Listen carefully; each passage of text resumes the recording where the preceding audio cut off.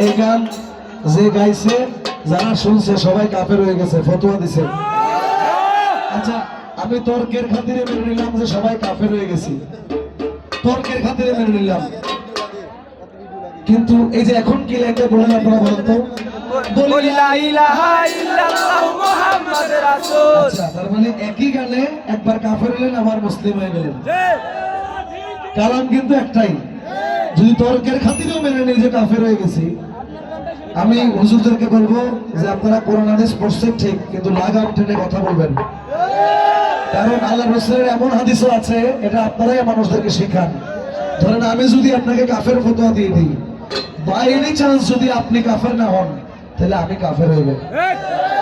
যাকে ফতোয়া দিবেন সে যদি কাফের না হয় তাহলে যে বলছে সে কাফের।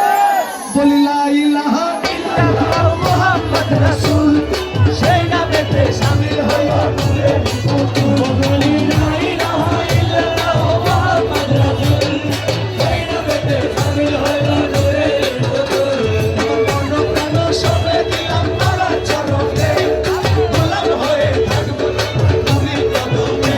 মন প্রাণ সবে দিলাম তার চরণে, আমি গোলাম হয়ে থাকব বাবার তুমি চরণে। বংশ ধরে ভাষায় দিলাম, আমি ভাষা ধরে ভাষায় দিলাম,